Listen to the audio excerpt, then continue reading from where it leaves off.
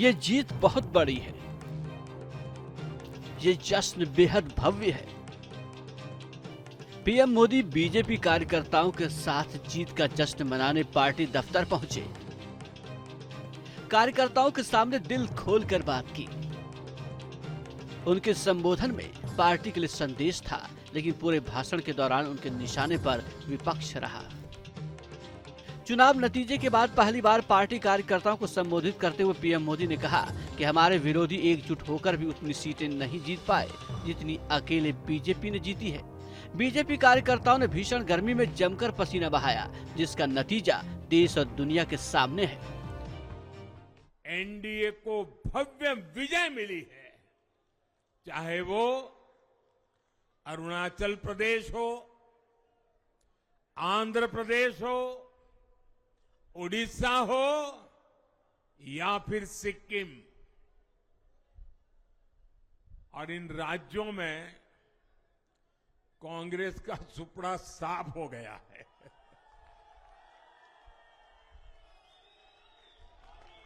मेरे पास डिटेल तो नहीं है, लेकिन शायद उनको जमानत बचाना भी मुश्किल हो गया होगा।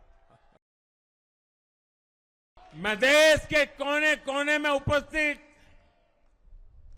बीजेपी के कार्यकर्ताओं को कहूंगा,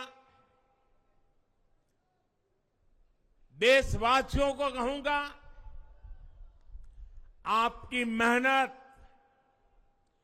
इतनी गर्मी में आपका बहाया पसीना, ये मोदी को निरंतर काम करने की प्रेरणा देता है।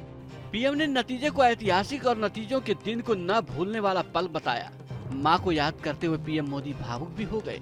उन्होंने जीत के लिए माताओं बहनों का धन्यवाद किया। कहा कि माताओं बहनों ने मां की कमी नहीं खलने दी। देश के इतिहास में महिलाओं ने वोटिंग के सारे रिकॉर्ड तोड़ दिए।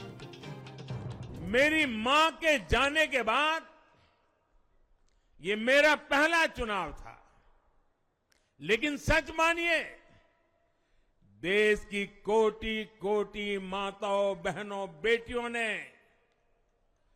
मां की कमी मुझे खलने नहीं दी।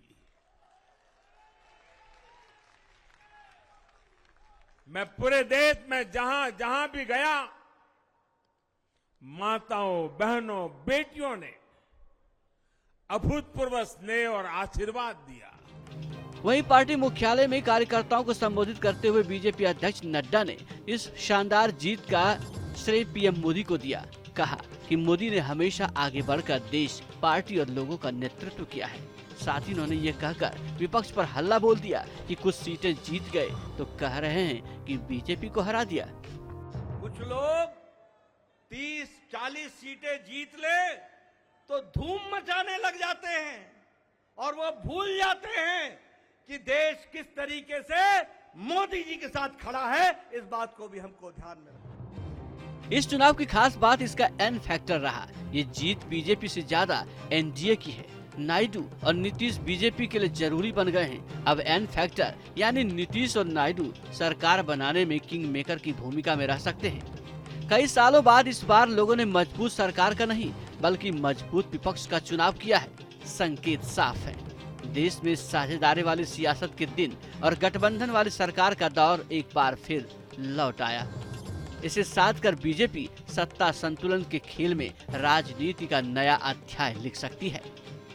जी न्यूज़ नेशन।